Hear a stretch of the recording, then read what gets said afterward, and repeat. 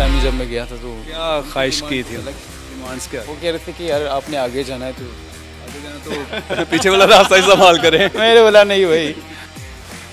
السلام علیکم ناظرین، میں ہوں اے ڈی ملک اور آپ نے ٹائیگر شروف کو تو ایکشن مارتے ہوئے دیکھا ہی ہوگا، لیکن آج میں آپ کو پاکستانی ٹائیگر حیدر سے ملواؤں گا اور آپ ان کی کہانی سن کر انتہائی خوشگوار اور انتہائی خوشی محسوس کریں گے کہ پاکستان میں اس طرح کے ٹیلنٹڈ نوجوان بھی موجود ہیں. کچھ ایسے آوارہ گرد لوگوں کو بھی دیکھتے ہوں گے اور ان کو بھی پروموٹ کرتے ہوں گے، لیکن ٹائیگر حیدر کی کہانی کیا ہے یہ ان کی زبانی جانتے ہیں.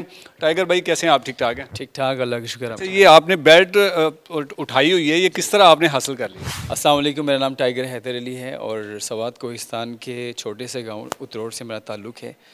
تو جی گاؤں کا جو ماحول تھا وہ اس طرح تھا کہ جنگل کے بیچ واقعہ تھا. تو گاؤں آپ کا جنگل میں تھا؟ ہاں جی، جنگل کے بیچ ہی تھا، تو وادی بھی آپ کہہ سکتے ہیں.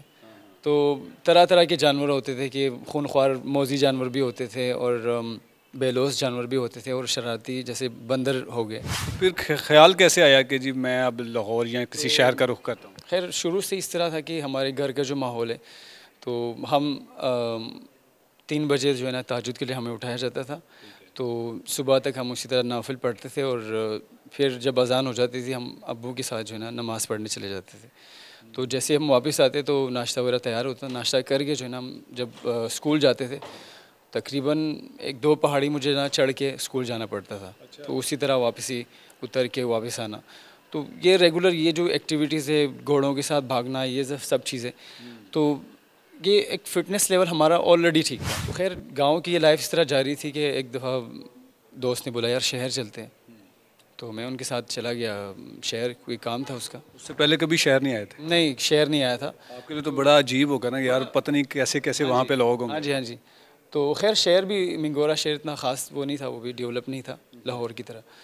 تو جب میں شہر آیا تو اپنا کام اس نے جو بھی کیا تو ہم ایک جگہ سے ہمارا گزر ہوا، تو ساتھ ہی نا میں نے کچھ لڑکوں کو دیکھا وہ شور مچا رہے ایک دکان میں. تو میں بھی چلا گیا، دیکھا دوست کو بولا یار چلتے کیا ہو رہا ہے. تو جب میں دیکھا تو وہاں پہ نا لڑکے ویڈیو گیم کھیل رہے تھے. تو میں تو بڑا عجیب، ہم ریڈیو سنتے تھے، ہمیں کیا پتا ٹی وی کیا ہے، بجلی کیا ہے، یہ سب نہیں پتا تھا. سیل ہوتے تھے ریڈیو میں ہم ڈال کے بس وہ سنتے رہتے تھے. تو جب میں نے یہ دیکھا تو بڑا مجھے عجیب لگا کہ یار 2 لوگ ایک دوسرے کو مار رہے ہیں اور اچھا خاصا اسٹائل بھی بنایا ہوا ہے مکے اور ایک دوسرے کو مار رہے ہیں. میں نے خیر دوست نے مجھے سمجھایا کہ یار اس طرح یہ ایک طرح کی گیم ہے ٹیکن 3. تو میں نے بولا میں بھی کھیلنا چاہوں گا. خیر میں نے تھوڑا سا وہ ٹوکن ڈال دیا اور کھیلنا چاہا لیکن میں ہار گیا. خیر وہاں سے ہم واپس گھر کی طرف چلے گئے. میں تو گھر آ گیا لیکن دل اور دماغ نا میرا ادھر ہی رہ گیا کہ یار ہاں جی کہ یار وہ چیز دوبارہ کھیلنی ہے. تو پھر کل کو جب دوست آیا میں نے دوبارہ بولا یار ادھر چلتے ہیں. اچھا، اسی گیم کو دیکھ کر آپ کے دل میں یہ شوق پیدا ہوا کہ میں اب فائٹر بنوں گا؟ نہیں، پھر ایک دن نا وہ تو کھیلتے رہتے تھے لیکن دماغ میں یہ نہیں تھا کہ فائٹر بھی بنوں گا، لیکن اس طرح کی ایکٹیویٹیز میں کرتا تھا. پتہ نہیں تھا کہ کیسے کرنا ہے لیکن چھلانگی اور وہ سب کچھ مارتا تھا گاؤں میں. تو ایک دن نا دوست پھر مجھے سٹی ہم چلے گئے، وہاں پہ ایک مووی ہم نے دیکھی وین ڈیم کی، بلڈ سپورٹس. بس اس کے پہلے ہی دل ادھر میں دے آیا تھا. ٹھیک ہے، اب جو ہے نا مکمل اس چیز سے عشق ہی ہو گیا کہ یار یہی کرنا ہے، بس فائٹیں سیکھنی ہے. میں نے بس مزید پوچھا تو پھر مجھے پتہ چلا کہ اسلام آباد میں نا ایک ماسٹر ہے، ماسٹر چن چائنیز ہے، وہ یہ چیز سکھاتے ہیں. گھر میں آ کے میں نے بولا یار یہ میں نے سیکھنا ہے، اور اتنی دیر تک میرے جو ہے نا میٹرک بھی کمپلیٹ ہو گئی تھی گاؤں میں. تو وہ مجھے اجازت نہیں دے رہے تھے. میں نے اپنا بیگ وغیرہ اٹھایا اور سیدھا چلا گیا بغیر بتائے.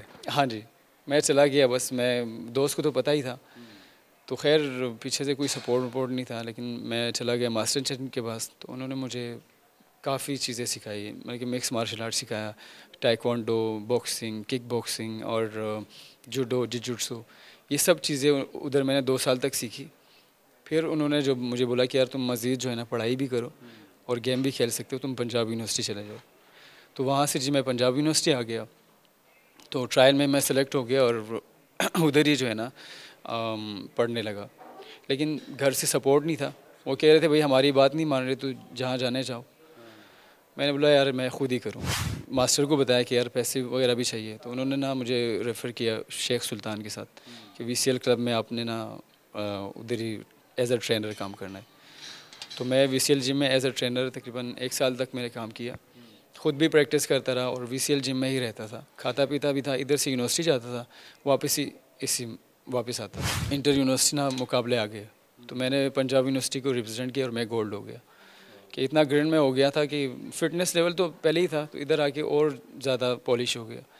تو یونیورسٹی نے اسکالرشپ مقرر کی, تو میں نے پھر یہ کلب چھوڑ کے میں نے بولا پڑھائی اور فائٹیں وہ کروں. فائٹنگ کہاں پہ کی ہیں؟ کوئی ایسا کوئی پاکستان سے باہر بھی کسی ملک میں جا کر کھیلا آپ نے؟ میں نے سر الحمدللہ میں مکس مارشل آرٹ کھیلتا ہوں نا, کہ ہر سٹائل میں کھیلتا ہوں. ٹھیک ہے, کہ جیسے نا ایک درخت ہے اس کے شاخیں ہیں, ٹھیک ہے, تو میں نے مطلب کہ سب کے سب سٹائل کھیل چکا ہوں. جیسے کہ پروفیشنل باکسنگ میں میں نے ایک نائجیرین کو ہرایا, ٹھیک ہے, ناک آؤٹ بیس پہ, اور کئی دفعہ افغانیوں سے میں جیتا ہوں. مکس مارشل آرٹ بھی, کک باکسنگ بھی, ٹھیک ہے, ٹائیکوانڈو بھی میں کھیل چکا ہوں, اور جوڈو جوجوٹسو بھی میں کھیل چکا ہوں. تو الحمدللہ میں 4 ٹائم جو ہے نا میں نے اپنے دور میں پنجاب یونیورسٹی کو 4 ٹائم میں نے گولڈ دیا ہے. پھر اس کے بعد جو ہے نا 4 ٹائم میں نے نیشنل لیول پہ کک باکسنگ میں چیمپئن رہا ہوں, اور ابھی تک الحمدللہ میں انبیٹیبل ہوں. اچھا حیدر, کبھی کسی نے آپ کو اس جو آپ یہ پروفیشن ہے آپ کا, اس حوالے سے کسی حکومت نے آپ کو سپورٹ نہیں کیا ابھی؟ میں خود ہی سپورٹ کرتا رہا ہوں. پھر ماسٹر چن اور شیخ سلطان صاحب نے مجھے سپورٹ کیا بیچ میں, ٹھیک ہے, جو میرا حکومتی لیول سے کسی نے آپ کے ساتھ کوئی رابطہ نہیں کیا؟ حکومت لیول سے یہ کہ یونیورسٹی سے مجھے وہی ملا کہ فری ایجوکیشن ملی اور اسکالرشپ ملا بس 4 ایئرس. اس کے بعد جو ہے نا میں واپڈا میں چلا گیا ہوں. واپڈا نے بس تھوڑے بہت وہ پیسے دیتے تھے, 3 سال ادھر رہا, تو اس کے بعد ان سے بھی کانٹریکٹ ختم ہو گیا. اچھا حیدر, آپ کا جو ہاتھ فریکچر ہوا ہے یہ کیسے ہوا, اور پھر اب آپ کی جو جاب تھی واپڈا میں وہ کیسے گئی؟ وہ اس طرح ہوا کہ ایک دبئی میں مجھے نا کال آئی دبئی سے کہ یار آپ کو ایک آفر ہے, آپ فائٹ کرو ادھر. 2 مہینے تھے, تو اس میں نا آپ وہ کہہ رہے تھے کہ تیاری شروع کرو. تو اس چیز کی میں تیاری کر رہا تھا, اور ٹریننگ میں ہی نا میرا جو بازو جو ہے وہ فریکچر ہو گیا. اچھا. تو پھر ادھر سے میں نے کروانا چاہا, لیکن وہ 2-3 لاکھ مانگ رہے تھے, میرے پاس تو اتنے نہیں تھے. تو میں اسلام آباد چلا گیا, وہاں سے ایک سرکاری ہاسپٹل تھا, وہ بھی مہینوں لگا رہے تھے, ٹھیک ہے. تو میں نے ان کو جب تھوڑا پیسوں کا بتایا کہ یار میرے سے پیسے لے لیں, تو پیسے انہوں نے لے لیے 70-80,000 لیے. اسی دن ہی میرا آپریٹ کیا, لیکن آپریٹ انہوں نے خراب کیا, کوئی نروز جو ہے نا ڈیمیج کیا ہے, تو اس کی وجہ سے بھائی ہاتھ موومنٹ نہیں ہے 2 مہینوں سے. پھر واپڈا والوں کو بھی میں نے بتایا اس دوران, تو وہ کہہ رہے ہیں بھائی آپ کا تو کانٹریکٹ ختم ہو گیا ہے, ہم کچھ نہیں کر سکتے. اچھا, یہ آپ کا ہاتھ فریکچر ہونے کے بعد انہوں نے کہہ دیا آپ کا کانٹریکٹ ختم ہو گیا؟ اگر ہاتھ ٹھیک ہوتا تو؟ ہاتھ ٹھیک ہوتا میں بھی وہ مجھے رکھ لیتے, آگے بھی کانٹریکٹ وہ کر لیتے. اگر اتنا آپ ماشاءاللہ سے فٹنس بھی ہے, خوبصورتی بھی ہے, اور آپ مارشل آرٹس بھی کرتے رہے ہیں, کبھی کسی کے ساتھ محبت ہوئی یا کسی نے آپ کو پرپوز کیا؟ نہیں, جیسے کہ ایک بات مجھے ماسٹر چن نے بتائی تھی نا کہ آپ کی جو جتنا بھی عشق پیار محبت وہ صرف اس چیز کے ساتھ ہی ہے, ٹھیک ہے. جب تک آپ ورلڈ چیمپئن نہیں بنتے تو آپ نے وہ سب سائڈ پہ رکھنا ہے. اچھا. تو میں نے بھی بولا بھائی آپ کا حکم سری آنکھوں پہ, تو میں اسی حکم کی میں تعمیل کیا. انہوں نے آپ کو تو گائیڈ کر دیا کہ جی یہ سارا کچھ آپ کا عشق ہے, کوئی آپ سے عشق جو کرنے والا اس نے نہیں کبھی آپ سے اظہار کیا؟ ہاں, DHA میں ایک دفعہ میں ایک کلب میں ٹریننگ دیتا تھا, تو وہاں پہ ایک بڑی امیر گھرانے کی ایک لڑکی تھی. DHA میں تھے تو پھر امیر گھرانے کی ہوگی نا. لمز یونیورسٹی میں پڑھتی تھی, مجھے یاد ہے, اور وہ تھوڑا سا مجھے پیچھے پڑ گئی. تو میں ظاہر ہے مجھے تو ایک ہی گول تھا. کیا کہا اس نے؟ جیسے کہ لائک کرتی تھی مجھے. کس طرح اس نے کہا کہ آپ پرپوز کیا, کس طرح کیا, کھل کے یار بتائے نا. جیسے ہوتا ہے کہ کسی کو آپ پسند کرتے ہو تو سلام دعا کرتے ہو اور بات آگے بڑھانے کی کوشش کرتے ہو. اگر کہاں تک بات بڑھی تھی؟ بات بڑھی نہیں میں نے بڑھائی نہیں. کچھ ان کی طرف سے تو بڑھائی گئی ہوگی نا. بڑھائی گئی, لیکن پھر جب وہ زیادہ ہو رہا تھا تو میں نے وہ جم چھوڑ کے نا میں سائڈ پہ ہو گیا کہ یار فائٹ پہ ہی دھیان دینا. اب اس طرف جاؤں گا تو کسی اور دنیا میں چلا جاؤں گا. کیا آپ نے کسی کا دل توڑ دیا؟ نہیں, دل میں جڑا ہی نہیں ہوں. انہوں نے تو جوڑنے کی کوشش کی نا. اگر میں جڑتا تو پھر میں. ایسا کیا ہے کہ آپ نے ان کا دل توڑ دیا؟ خوبصورت بھی ہوگی, DHA کی جو امیر زادی تھی نا جس نے آپ کو. جو میری جو فیلڈ ہے وہ میرے لیے فرسٹ پریورٹی ہے, تو اس کے آگے جب تک آپ چیمپئن نہیں بنیں گے. ورلڈ چیمپئن بننا چاہتے ہیں کہ Pakistani champion? World champion. Pakistan تو میں کئی عرصے سے ہوں, کئی برس سے میں چیمپئن ہوں, انبیٹیبل ہوں. تو اب یہ ہے کہ وہ سب رکا ہوا ہے. ٹھیک ہے, میرا ہاتھ جو ہے نا فریکچر ہے اور وہ سب چیزیں ہیں. اب میں نہ ورلڈ چیمپئن بن سکتا ہوں اور نہ ابھی شادی بھی رکی ہوئی. تو جو لڑکیاں آپ کو اپنانے کے لیے خواب دیکھ رہی ہیں ان کو کیا کہیں گے؟ تو ان سب کو بولوں گا کہ صبر کرے بھائی, دعا کریں. دعا کرے جب تک میں ورلڈ چیمپئن نہیں بنتا. لیکن ہاتھ کا شادی سے کیا لینا دینا؟ ہاتھ کا بتاتا ہوں میں آپ کو. ہاتھ کا اس طرح ہے کہ ہاتھ ٹھیک ہوگا میں ورلڈ چیمپئن بنوں گا. ہاتھ ٹھیک ہوگا تو ہاتھ پکڑیں گے زور سے؟ نہیں, میرا تو خواب ہے نا کہ ایک ورلڈ چیمپئن بننا ہے, تو اس کے بعد ہی شادی کروں گا. مطلب کہ ایک ہی مائنڈ سیٹ بنایا ہوا ہے کہ اس سے پہلے نہیں. یعنی کہ ابھی ورلڈ خاتون بنانا چاہتے ہیں؟ یار دیکھیں, اگر اس حال میں آپ کرتے بھی ہوئے تو میں کچھ بھی نہیں ہوں. پہلے میں کچھ بن جاؤں, میرے ہاتھ کچھ آ تو جائے, ٹھیک ہے, پھر کروں گا. اس کے علاوہ کیا خواب تھا کہ جی اگر میں یہ نہ بنا, ورلڈ چیمپئن نہ بنا, تو میں یہ فلاں, یعنی کہ کبھی پلان بی کے بارے میں نہیں سوچا, بس پلان اے ہی ہے. پلان بی بھی تو سوچنا چاہیے. نہیں, وہ پھر تھوڑا سا. گھر والوں کو کیا پلان تھا؟ گھر والوں کا تھا کہ یار ڈاکٹر یا انجینئر بننا ہے. اتنے زیادہ گولڈ میڈل آپ نے یہ جیتے ہوئے ہیں, یہ کہاں سے آپ کو نوازا گیا؟ تو یہ میڈلز وغیرہ کافی نیشنل لیول پہ بھی میں کھیلا ہوں اور انٹرنیشنل لیول پہ بھی کھیلا ہوں. مختلف کہ مطلب کہ مارشل آرٹ کے جتنے سٹائلز ہیں نا اس سب میں کھیلا ہوں. اور ریسنٹلی یہ بیلٹ میں نے جیتا ہے, مکس مارشل آرٹ ایک ایونٹ تھا KPK میں, تو وہاں پہ جو ہے نا میں نے بیلٹ اپنے نام کیا. فائٹ میں نے جیتی, فرسٹ راؤنڈ میں نے ناک آؤٹ کیا. حیدر بڑے اسمارٹ بھی ہو, ینگ بھی ہو, خوبصورت بھی ہو, فلموں میں آفر نہیں آئی آپ کو کام کرنے کے لیے؟ ہاں, مجھے نا کسی نے بولا تھا کہ آپ ماڈلنگ میں جاؤ, لیکن جب میں ادھر گیا ادھر بھی وہی کیک والا سین. کون سے والا سین؟ ایک کیک بندہ تھا. یہ کیا ہوتا ہے کیک؟ پیسٹری جو کھانے والی ہوتی ہے؟ نہیں, مطلب کہ جو لڑکوں کا ظاہر سی بات ہے شوق رکھتے جو بھی ہے. اچھا, آپ کو بھی اس طرح کا کوئی شوق تھا؟ مطلب مجھے نہیں تھا, میں گیا تو مجھ سے وہ ڈیمانڈ کر رہے تھے, تو میں نے اس کو ادھر ہی اپنے طریقے سے صحیح مارا ہے.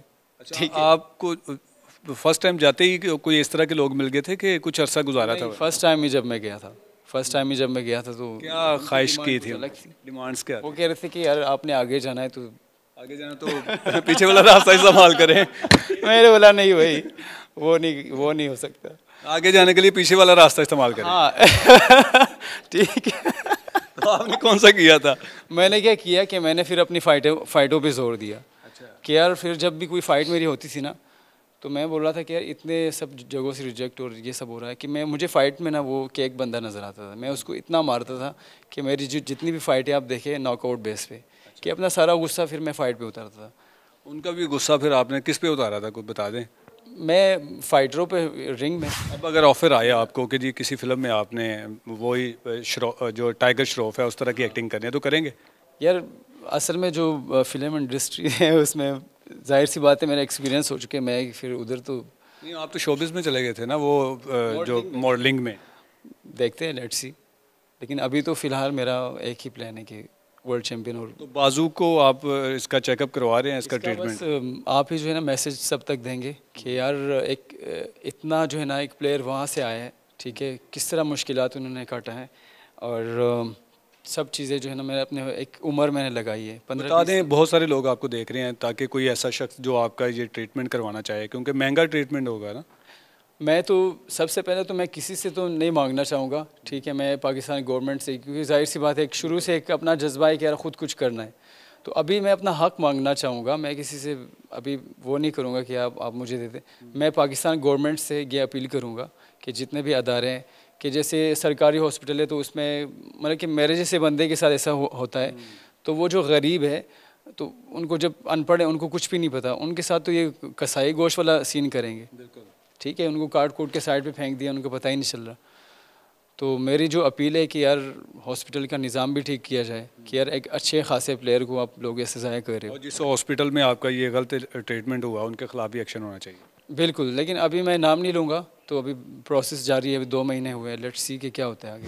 ہاں جی, بہت شکریہ جی حیدر کی, آپ نے ساری گفتگو سنی کہ کس طرح ایک چھوٹے سے گاؤں سے آیا ہے اور جانوروں کے ساتھ کھیلتا تھا, تنگ کرتا تھا, پھر اس کے بعد انہوں نے اس رنگ میں آ کر بہت سارے لوگوں کو پنچ بھی مارے اور لاتیں بھی ماری, الٹی سیدھی جس طرح کی بھی ماری, اور آپ نے ان کی محبت کی وہ کہانی بھی سنی. اور ان کا ایک ہی گول ہے کہ میں جب تک ورلڈ چیمپئن نہیں بنوں گا میں کسی کو اپنے دل میں بسانے کی اجازت بھی نہیں دوں گا. اب اور ان کا یہ بھی کہنا ہے کہ اپیل ہے گورنمنٹ سے کہ جو ان کے ساتھ رویہ استعمال کیا جا رہا ہے یا ان کے ساتھ جو غلط ٹریٹمنٹ ان کا کیا گیا اور ایک بازو سے ان کو فریکچر کر دیا گیا، ہم اور آپ بہت سارے ان لوگوں کو پروموٹ کر دیتے ہیں جو کہ بالکل بھی فضول ہوتے ہیں. ایسے ٹیلنٹ کو ہمیں چاہیے کہ پروموٹ کریں تاکہ ہمارے پاکستان کا نام روشن ہو سکے. اسی کے ساتھ اجازت دیجیے. اللہ نگہبان.